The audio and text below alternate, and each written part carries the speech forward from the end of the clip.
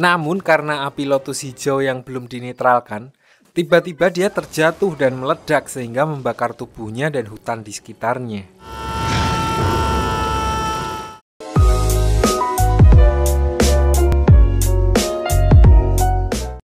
Di dalam cincin spasial, penatua obat menyuruh Xiaoyan untuk menetralkan api lotus hijau dengan membakar beberapa organ tubuhnya dan merekonstruksi organ tubuhnya dengan api lotus hijau sehingga api tersebut bisa menyatu dengannya.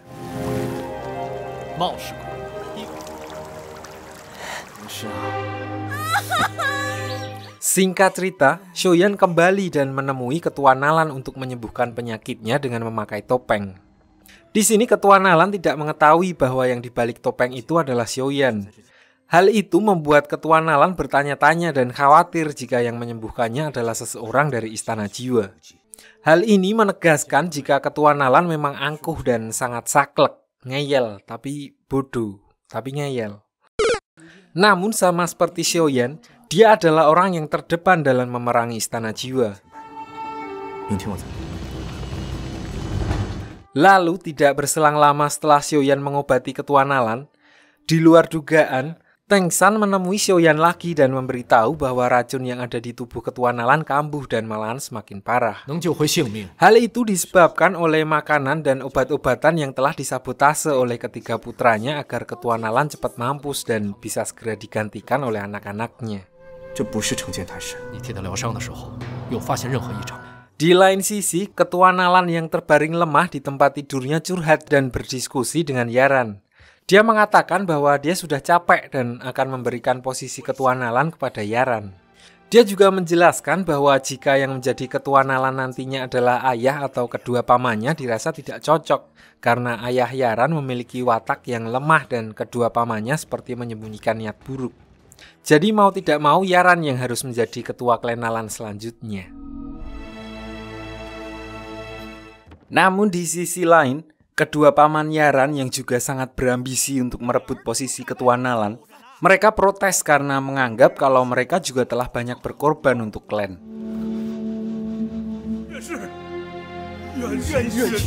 Singkat cerita, Ketua Nalan akhirnya meninggal dunia dan disemayamkan di kediamannya. Di sini juga diperlihatkan kedua paman Yaran yang masih ribut karena tidak terima kalau Yaran yang ditunjuk sebagai Ketua Klan Nalan selanjutnya. Di tengah keributan itu, tiba-tiba datang pangeran kerajaan untuk memberikan penghormatan terakhirnya.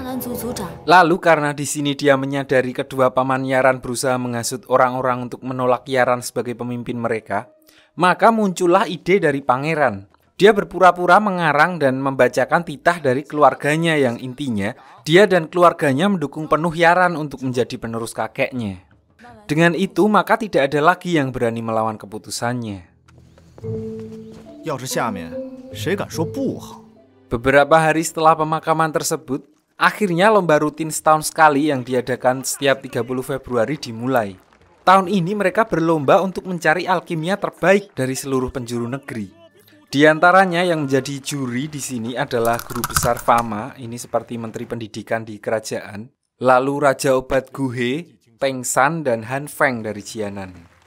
Di sini mereka juga kedatangan peserta lomba dari klan Jiwa bernama Fan Ling, di mana mayoritas penduduk klan Jiwa adalah anggota Istana Jiwa. Namun untuk menghormati keberagaman dalam negara, akhirnya Guru Besar Fama sebagai Ketua Panitia 17-an memperbolehkan Fan Ling untuk berpartisipasi dalam lomba tersebut. Singkat cerita, karena pesertanya hanya 16, mereka langsung masuk ke 16 besar dan di sini para kontestan disuruh untuk membuat sebuah pil dari bahan tertentu. Semakin tinggi tingkat kemurniannya, hasilnya akan semakin bagus. Namun ternyata tidak semudah yang dibayangkan karena untuk memurnikan sebuah bahan tertentu membutuhkan sentuhan khusus. Alhasil tidak banyak dari para siswa yang dapat mencapai tingkat kemurnian level 8 dan hanya Xiaoyan yang dapat mencapai tingkat kemurnian level 10. Di sisi lain, Fan Ling dari klan Jiwa berhasil mencapai tingkat kemurnian level 9 dengan metode tanpa kuali yang pernah diajarkan oleh penatua obat kepada Xiaoyan dulu.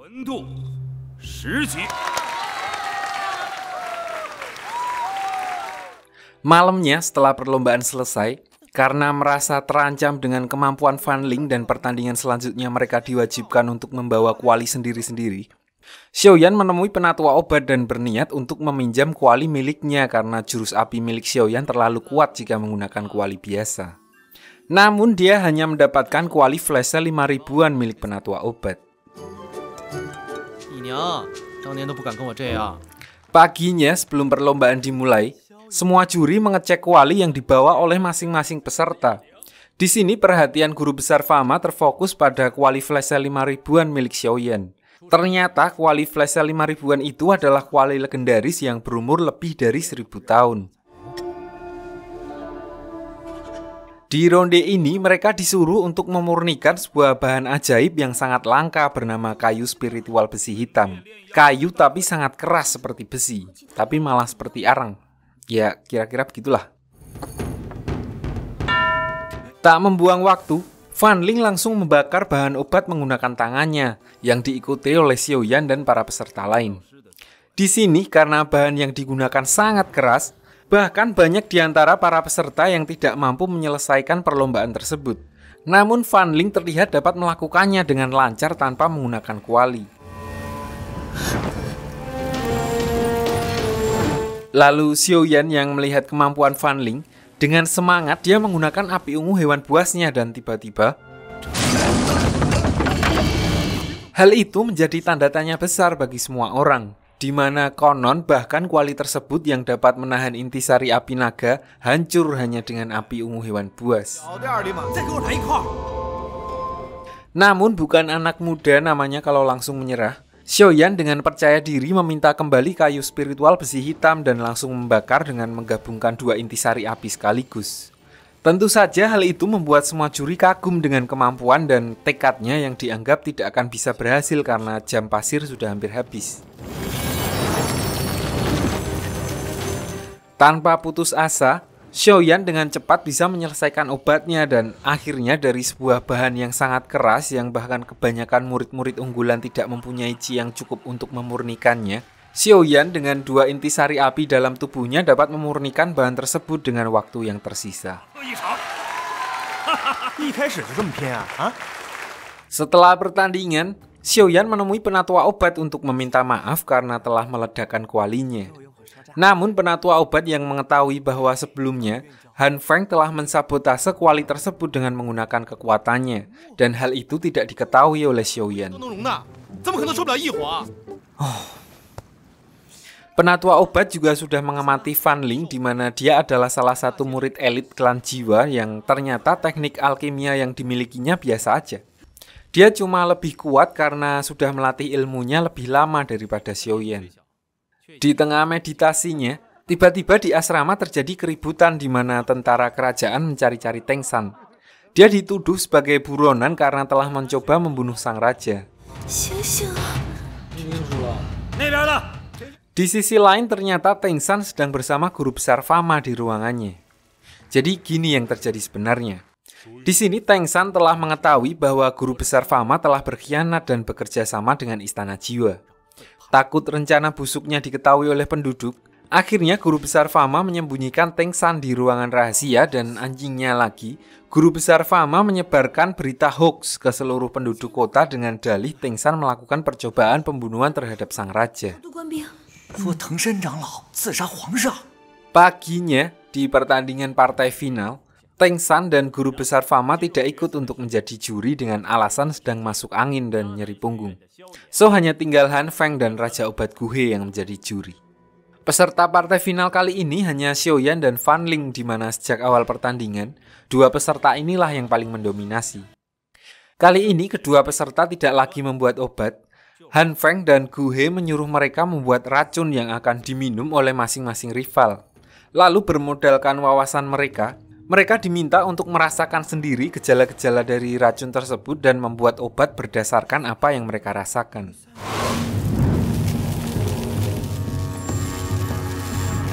Lalu dengan pengalaman magang di toko obat Pak Jawari, Xiaoyan tanpa kesulitan membuat racun dengan bermodalkan Domestos Nomos dan kaos kaki 3 abadnya. Begitu juga dengan Fan Ling yang pernah PKL 1,5 bulan di apotek milik Bu Jazim. Di sini dia menambahkan sedikit darahnya sendiri ke dalam racunnya, dengan maksud jika Xiaoyan meminum racun tersebut, tubuh Xiaoyan perlahan bisa dikendalikan oleh Fan Ling.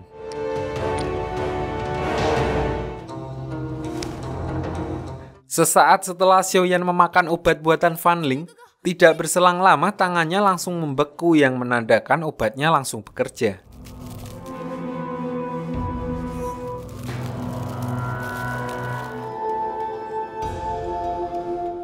Di sisi lain, Xiaoyan juga menambahkan bon cabe dengan oktan 98 dan api ungunya yang membuat kentut Fan Ling mengeluarkan api.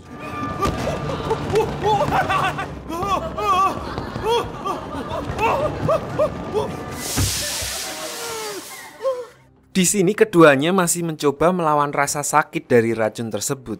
Namun karena takut mereka berdua hanya akan mati konyol, Xiaoyan berdiskusi dengan Fan Ling dan mengusulkan bagaimana kalau mereka berdua menyerah secara bersamaan, di mana itu akan mengakhiri pertandingan dan memberikan obat penawar satu sama lain.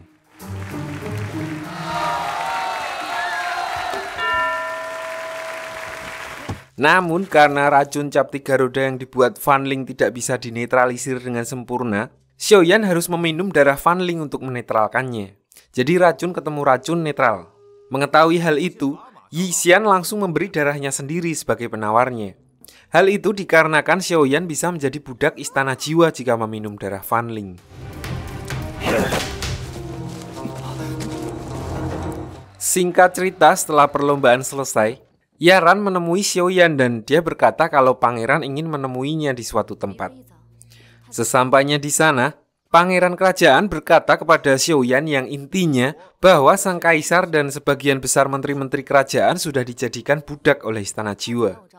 So di sini dia berpura-pura cacat dengan tujuan agar tidak dijadikan boneka oleh istana jiwa. Mengetahui hal itu, Xiaoyan mulai menyadari bahwa Teng San cuma dikambing hitamkan oleh istana jiwa. So dia mulai merencanakan misi penyelamatan Teng San.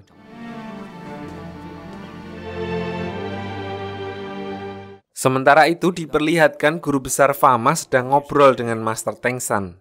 Fama memperlihatkan ketua Nalan yang hidup kembali dalam keadaan sudah dijadikan boneka hidup oleh istana jiwa.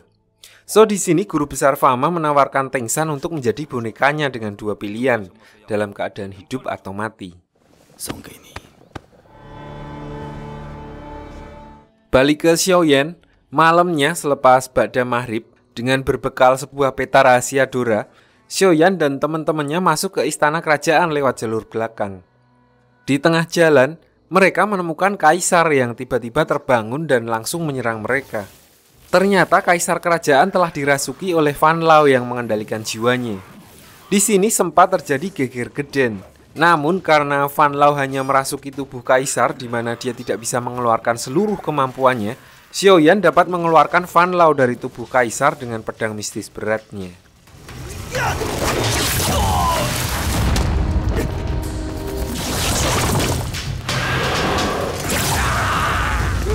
Sesaat setelah kekalahan kaisar, diperlihatkan Nalan Yaran mengeluarkan sebuah batu giok hijau asal Garut dari tubuh kaisar yang konon batu giok tersebut adalah salah satu senjata rahasia milik keluarga Nalan yang dititipkan kepada kaisar untuk menahan kekuatan istana jiwa di tubuhnya.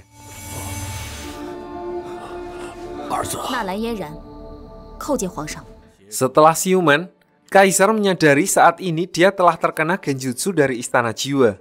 So untuk menghindari hal yang tidak diinginkan, mulai sekarang dia akan memberikan kekuasaannya kepada pangeran untuk menggantikan posisinya sementara.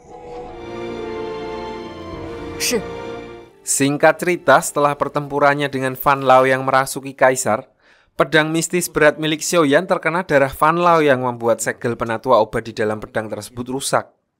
Setelah diotak-atik, penatua obat lalu menjelaskan bahwa ternyata pedang mistis berat adalah senjata milik istana jiwa yang sifatnya merusak mental orang yang memakainya.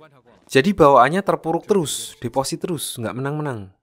Sehingga penatua obat akhirnya memutuskan untuk melarang Xiaoyan agar tidak menggunakan pedang itu lagi. Namun karena Xiaoyan sudah klop dengan pedang mistis beratnya, saat itu Xiaoyan langsung membantahnya. Dia berpikir kalau pedang tersebut hanyalah sebuah benda dan bisa merusak bukan karena pedangnya melainkan orang yang menggunakan pedang tersebut. Lalu penatua obat yang merasa nasihatnya tidak digubris oleh Xiaoyan akhirnya pergi meninggalkannya dan memilih untuk diam. Sementara itu, Nalan Yaran menemui kedua pamannya. Yaran yang sudah mengetahui bahwa kedua pamannya yang meracuni kakeknya dan secara diam-diam bergabung dengan Istana Jiwa. Kedua pamannya beralasan mereka cemburu karena sudah berjuang mati-matian namun selalu diperlakukan secara tidak adil oleh kakeknya Yaran.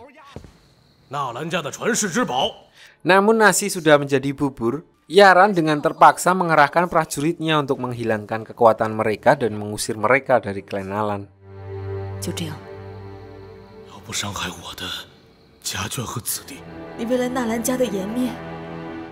Beralih ke Xiaoyan, di sini dia kedatangan tamu tak diundang, yakni 3 orang anggota ormas yang berniat untuk melakukan transaksi jual beli.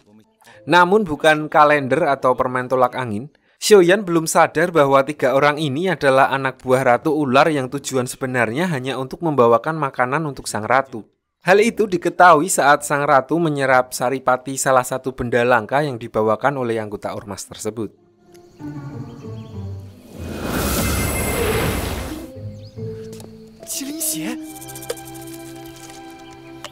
Siangnya, Xiaoyan menemui pangeran kerajaan dan memintanya untuk membersihkan nama Tengshan dan juga membantunya mencari di mana keberadaan Tengshan.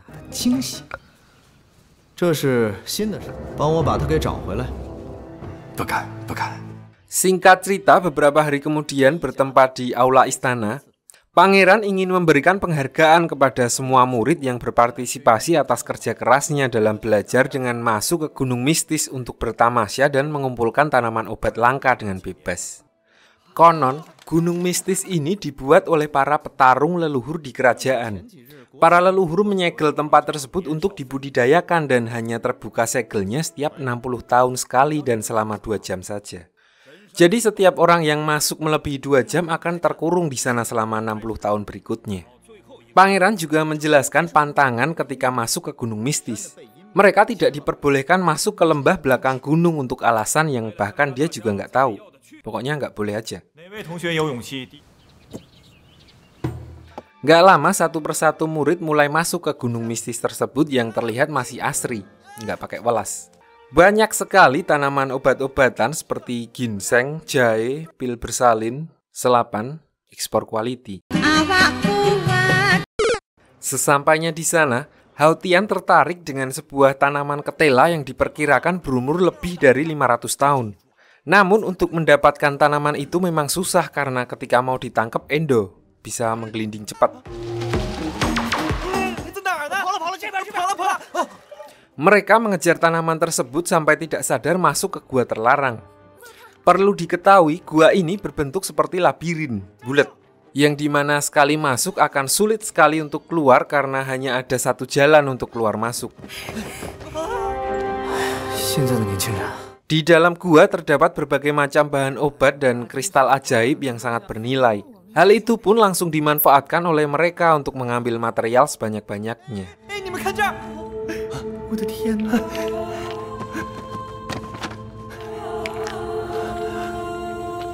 Xiaoyan baru sadar ketika diberitahu oleh penatua obat. Dia langsung menyuruh semua teman-temannya untuk mengembalikan apa yang mereka ambil. Bersamaan dengan itu, Sun Er juga melihat 2 mayat kakek-kakek tergeletak di dalam gua. Karena tidak ingin terjebak di dalam gua selama 60 tahun ke depan, dengan rasa panik, mereka langsung mencari jalan keluar. Namun setelah berjalan sampai capek, mereka hanya berputar-putar tanpa menemukan jalan keluar.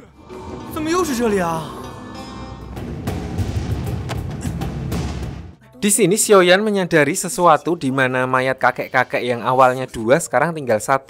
Ternyata yang satu belum mati dan hanya mempermainkan mereka. Diceritakan kakek ini dulunya adalah seorang pembuat obat. Dia nekat menyelinap ke istana kaisar dan masuk ke gunung mistis untuk mencari bahan obat dan tanpa disadari terjebak selama 60 tahun di dalam lembah tersebut.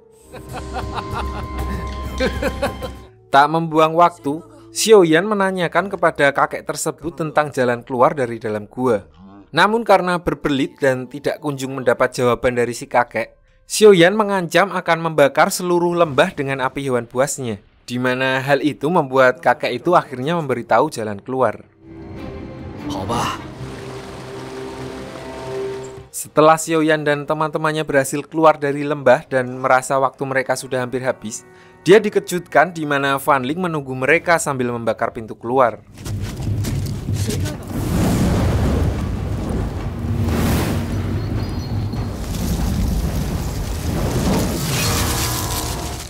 Lagi-lagi pedang penguasa mistis berat milik Xiaoyan terkena darah dari Fan Ling yang notabene adalah anggota Istana Jiwa sehingga langsung bereaksi kepada Xiaoyan. Di sini Fan Ling berkata kalau ternyata dia adalah anak dari Fan Lao. Hal itu mengartikan bahwa racun yang telah dia berikan saat lomba yang terbuat dari darahnya dari awal memang tidak bisa diobati. Jadi istilahnya sama seperti upacara Xiaoyan bergabung dengan Istana Jiwa. Melihat Xiaoyan yang sudah terkapar lemas, membuat Sun Er tidak tinggal diam dan membantu Xiaoyan melawan Fan Ling.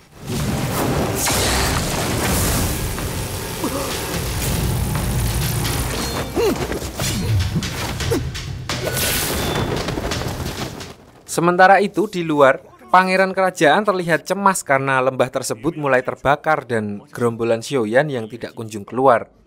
Namun Fama dan Raja Obat Guhe menyuruhnya untuk yakin kepada kemampuan para murid-muridnya.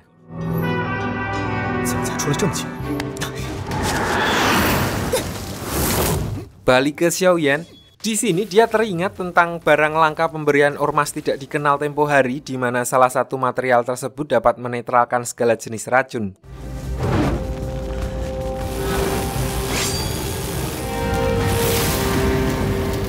Lalu berbekal api ungu hewan buas yang masih tersisa di tubuh Fan Ling saat di perlombaan racun, Xiaoyan menyerangnya dengan api tulang dingin di mana sifat kedua api tersebut bertolak belakang dan menyebabkan seluruh tubuh Fan Ling terbakar menjadi abu.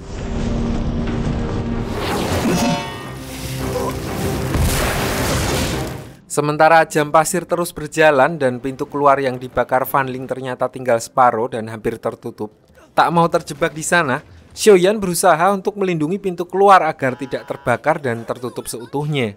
Sampai satu persatu teman-temannya mulai keluar, tersisa Xiaoyan sendiri yang melindungi pintu tersebut.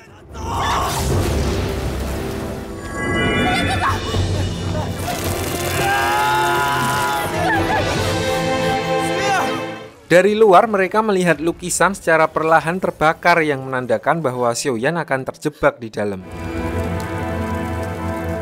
Lalu tiba-tiba Xiaoyan terlempar keluar dengan kondisi pingsan.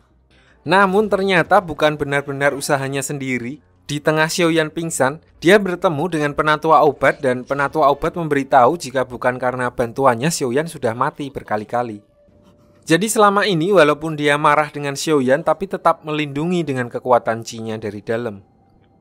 Di sini penatua obat juga menjelaskan bahwa Fan Ling tidak berbohong di mana racunnya memang tidak bisa disembuhkan dan membuat Xiaoyan secara teknis sudah menjadi bagian dari Istana Jiwa. Dia juga berkata bahwa ternyata pedang berat mistis mempunyai ukiran teknik bela diri kuno milik Istana Jiwa dan menekankan kepada Xiaoyan untuk jangan pernah mencoba kepoin isi dari ukiran tersebut.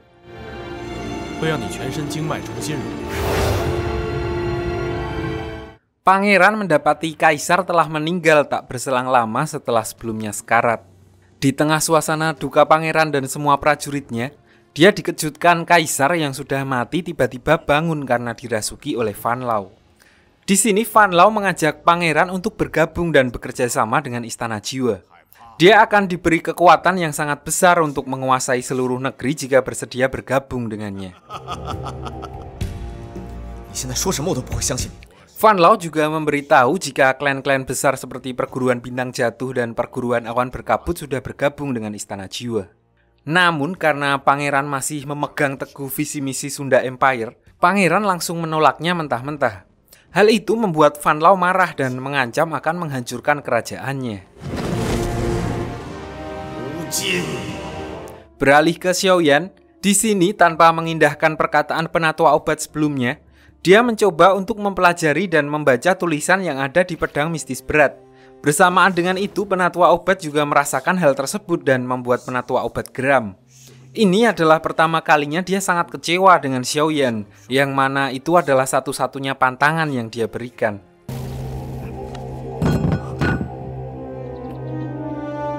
Di sisi lain, Xiaoyan juga tidak punya pilihan karena hanya dengan cara ini dia bisa menemukan dan menyelamatkan Teng San. Diketahui teknik ini seperti teknik milik Fan Lao yang bisa membuat pemakainya hilang dan berada di tempat lain sesuai keinginannya. Namun efeknya dapat memunculkan sifat-sifat buruk orang yang memakainya secara perlahan. Karena penatua obat sudah capek menasihati Xiaoyan yang tetap ngeyel, penatua obat pun menyuruhnya untuk membuang cincin spasialnya dan tidak mengunjunginya lagi.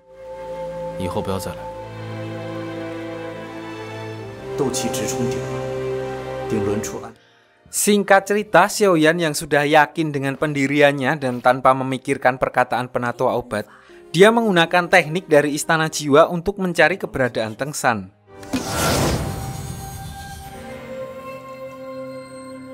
Tak lama dia langsung dihadapkan dengan Teng San yang sedang gabut. Namun kali ini Xiaoyan datang dalam bentuk roh di mana Teng San tidak bisa melihatnya dan betapa terkejutnya Xiaoyan ketika mengetahui siapa di balik hilangnya Teng San selama ini adalah guru besar Fama. Setelah menguping obrolan Fama dan Teng San dan mengetahui Teng San akan dipenjara oleh Istana Jiwa, paginya Xiaoyan merencanakan misi untuk menyelamatkan Teng San dengan mau gak mau harus menghabisi guru besar Fama di kediamannya.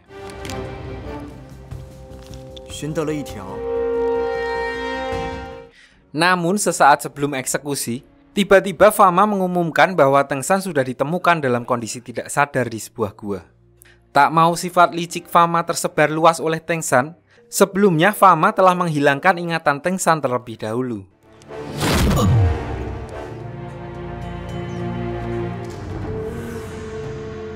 Balik ke Xiaoyan malam harinya, dia bertemu kembali dengan 3 ormas yang waktu itu mendatanginya.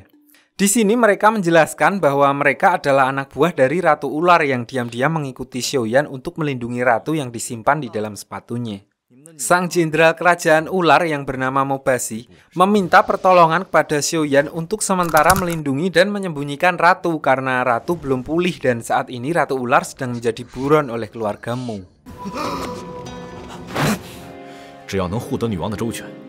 So di sini Xiaoyan diberikan tanda darah permata oleh sang ratu, di mana hal itu juga berarti Xiaoyan menggantikan posisi ratu menjadi raja ular untuk sementara.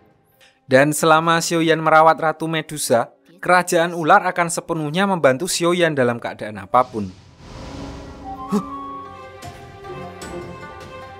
Kembali ke Teng San yang belum tersadar, dia akhirnya dipulangkan ke Akademi Jianan berharap segera mendapatkan perawatan dan segera membaik.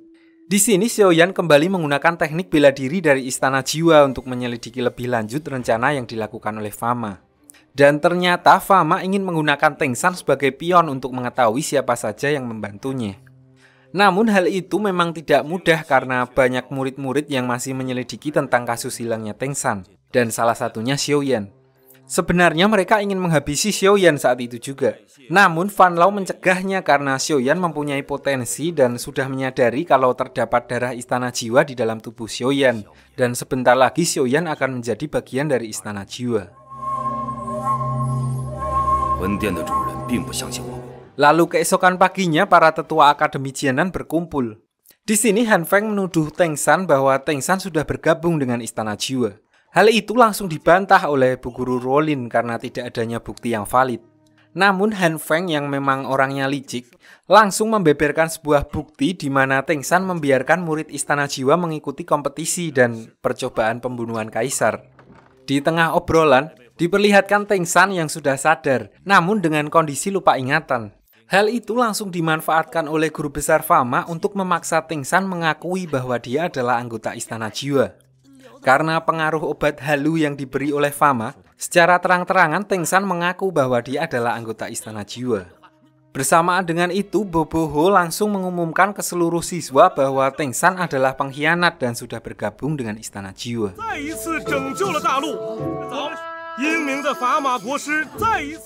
Singkat cerita, Xiaoyan menemui Teng San di halaman sekolah di mana dia sudah naik pangkat menjadi Pak Bon. Dia menceritakan dengan detail apa yang sudah dia lihat saat obrolan Fama dengan Teng San malam itu. Merasa Fama telah mempermalukan Teng San, akhirnya Xiaoyan berencana untuk mengajak Teng San kabur dari tempat tersebut. Di sini Teng San memilih diam karena dia tidak mau membawa Xiaoyan ke dalam masalahnya. Di tengah pembicaraan, Xiaoyan dipanggil oleh Han Feng untuk memberi keterangan atas apa yang sudah dia bicarakan dengan Teng San. 米登山看见了，这么多人。 Namun karena Xiaoyan terkesan diam dan mengabaikan perkataan Han Feng, dia dikurung oleh Han Feng di menara pembakaran, disusul teman-teman dekatnya. Sesampainya di menara pembakaran, tak ingin teman-temannya mati terbakar, Xiaoyan meminta bantuan kepada Mobashi untuk membantu mereka keluar dari tempat tersebut.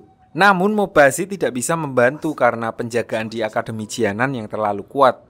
Bersamaan dengan itu, Mobashi membeberkan sebuah fakta di mana di bawah menara pembakaran adalah tempat ular inti api bumi tinggal yang dipercaya sebagai leluhur dari kerajaan ular dan mungkin bisa membantu mereka keluar dari tempat tersebut.